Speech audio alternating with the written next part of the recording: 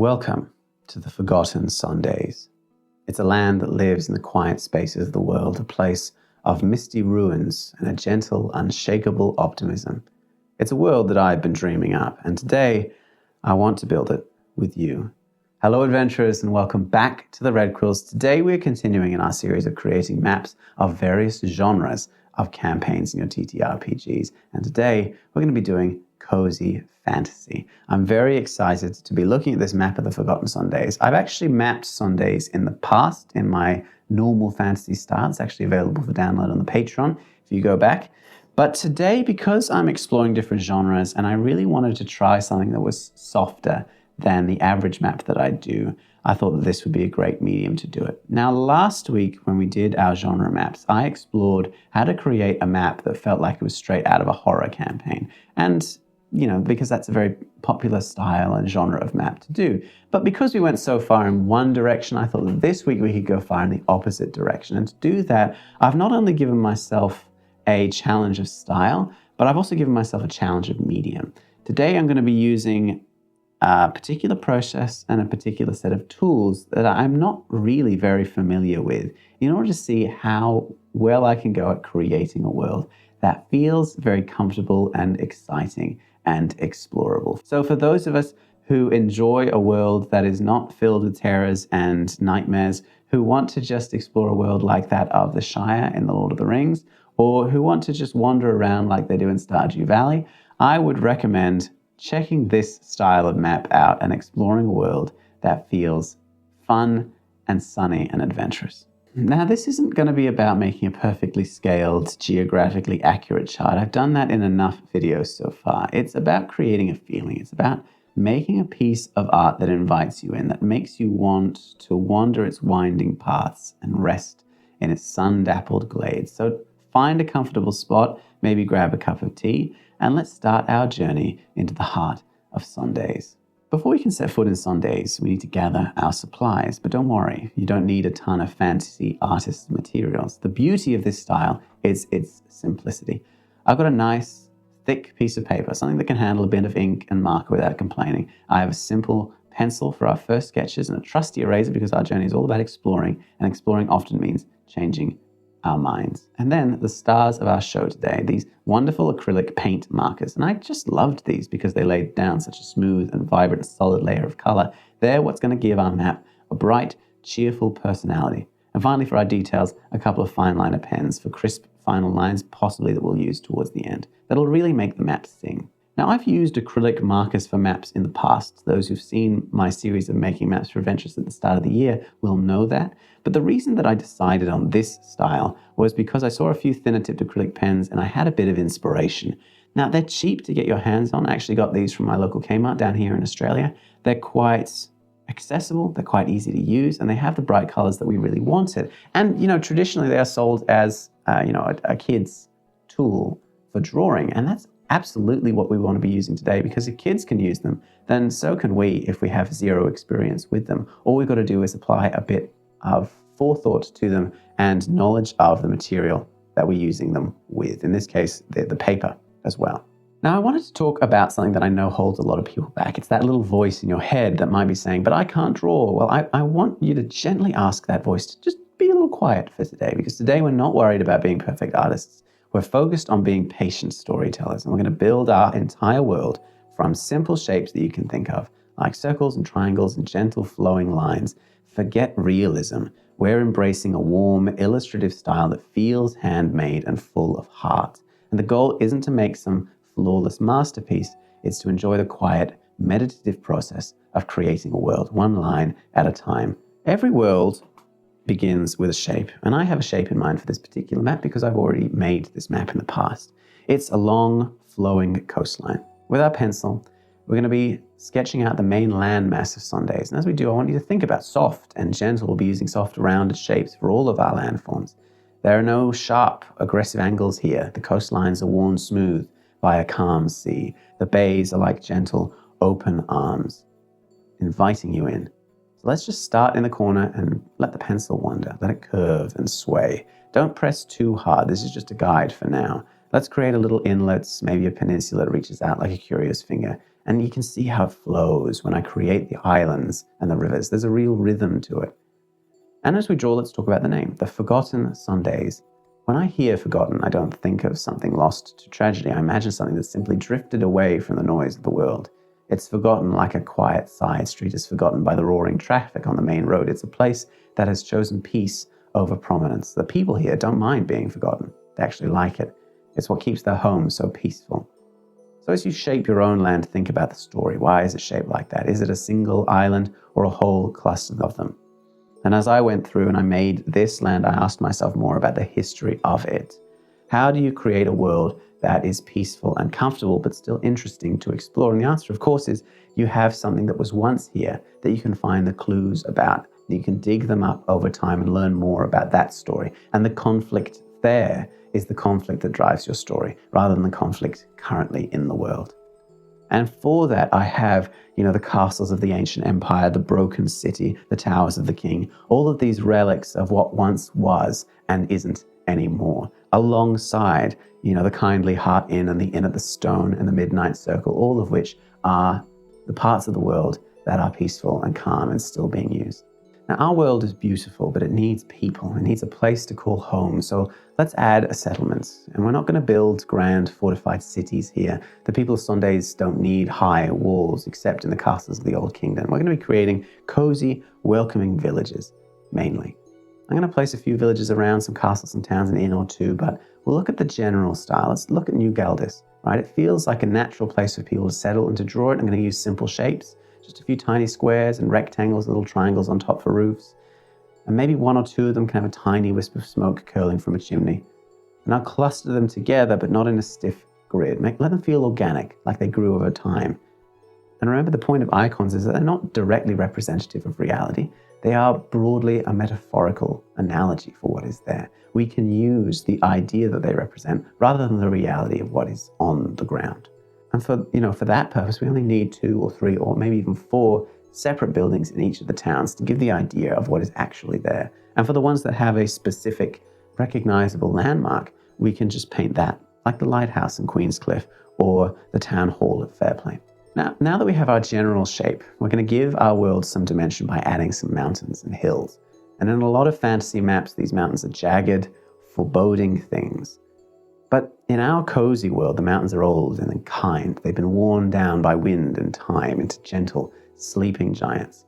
I'm going to use one of the simple shapes here. We're going to use a triangle. I'm going to place a small range there. I'm going to start with one and then the other. And I'm going to use contrasting colors of the pens to create them. A light brown versus a dark brown on the lower slopes, and a white and a blue for the snow caps higher up. And between the two of those shades in each of the colors, you can really make the shading of the mountain go all the way up, and you can show the contrast between the 2 colors and the shades themselves. And that way, we're going to create the basis for the style that we're using. The consistency is in the different shades of the different colors that we're using. We're going to match shades to colors like that. As we go through later on, we're going to do it for the hills. On the greener areas, we're going to use it in the seas as well, and we're going to use it as we do the icons for the different buildings. So keep an eye out for that. Now, we're about halfway through this journey, and the soul of Sondaise is really starting to come together. If you're enjoying this particular tutorial, if you're enjoying the peaceful act of creation that we're doing here, please consider giving this video a like, subscribing to the channel. We're doing different genres as we go through here. We're talking about all of the world building parts as we go through and make our cities and our lands, and talking about making different dungeons as well. So if you like creating world building, then hit that subscribe button and check out the Patreon as well, on which I have the downloadable version of this map available for you. And I have a question for you. As we create our forests and rolling hills, it makes me wonder, what would you name the world that you created in a cozy fantasy world? Let me know in the comments below. I honestly love hearing your ideas. They always inspire me. If the land is the bones of our world, then the water is its lifeblood. And rivers bring so much movement and energy to a map. Just like our coastlines, our rivers are gentle and meandering, and I added them fairly early for that reason, using 3 shades of blue. There are no straight lines here. The river is lazy. It takes the path of least resistance. And as I go through, the reason that I'm using the 3 shades is because the style that I want to imitate is going to be a very, very simplistic one.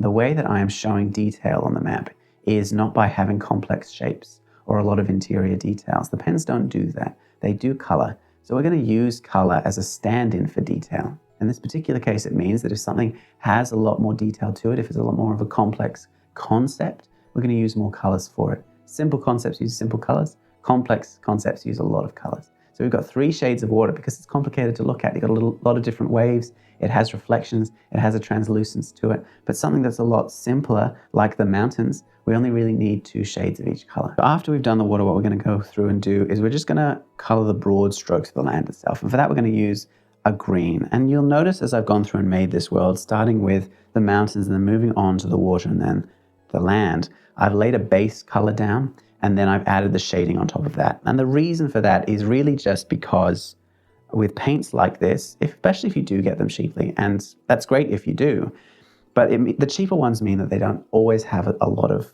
color coverage. And you sometimes have to layer them up in order to really get rid of the color of the paper underneath. Or if you want them to be a solid block color, like you would get in, a computer game like Stardew Valley. So in order to really get consistent colors, I want to layer the different shades on top of each other. And not only does that allow for a consistent color, it means the borders of those colors will blend together if they're both wet. And I really like that. So we're going to go through, we're going to do the water in 3 colors, we're going to do the land in 2 colors, and then we're going to come through and we're going to add in some forests and glens with some trees. And this is going to be the most complicated part of it so far. Now you may have noticed when I did the labels before, I had a trick which involves getting rid of a lot of the excess ink. Because with the acrylic paints, the problem that I had, especially early on when you're trying to coax it out and get a lot of color and then a little bit of color, is that if you have a lot of paint on the pen, it can come out and just bleed right through the paper, especially if you've got a thinner paper. So what I would recommend is blotting the pen on a tissue to soak up the excess paint so that you can control a finer line. And once you've got a trick of doing that and practice on a separate piece of paper while you get that going, because it works for me on the labels, once you have that, you can add finer details in. And I was adding the finer details for the trees. Some simple lines and dots. Lines for the main bulk of the trees in 2 different shades of green, dotting for the trunk, and then a shade underneath as well, always off from the right-hand side of the page. And that kind of consistent lighting as well brings the whole thing together. But by using very simple shades, it actually comes together quite nicely to imply a lot of detail. And that's what we want to do here. Again, color represents details. The trees are a detailed thing, so in a very small area, we've got 3 different colors. And that really makes us feel like there's a lot more than we're seeing straight on the page. And always I'll use a soft touch. The goal isn't to create harsh outlines. It's to create gentle, defining lines that clear things up, make those colors pop. Outline the coastlines with the thin beaches earlier on. Show the riverbanks, the mountains, the edges of the trees, the shades on the ground, the forests and the flowers. Go around little houses in the villages and show the sides that are in the shade and the sides that are in the sunlight. Always maintain that consistent shading as well so that everything feels like it's lit from the same direction. And that's going to add a lot of feeling and realism to the world, even if it looks simple. And you can step back and take a look. The Forgotten Sondaise.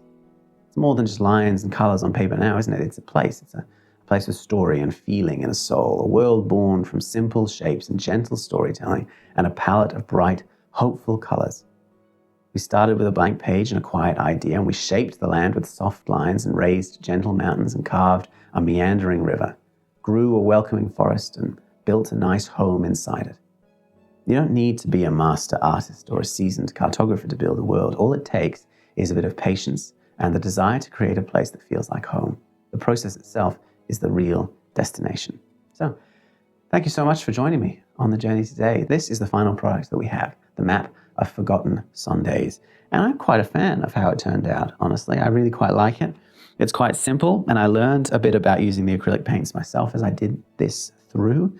It took a little longer than I thought that it would, but the block colors came out quite nicely. And I think if I were to do it again, spending a little bit more time on the borders, adding a few other details in, and possibly even trying a few more shading tricks to make some more three-dimensional objects, I think it could even be improved upon.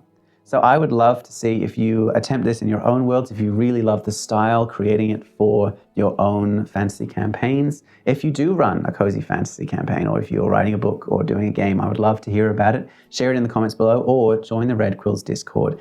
We have the link in the comments below. We have hundreds of map makers on there, all sharing our ideas and being part of the community and taking on challenges. And it's always fantastic for new members to to join so we can see what you're working on. You can share your ideas and you can get some more inspiration. You can download this map on the Red Quills Patreon, and I do want to thank all of my patrons and my YouTube members for supporting me.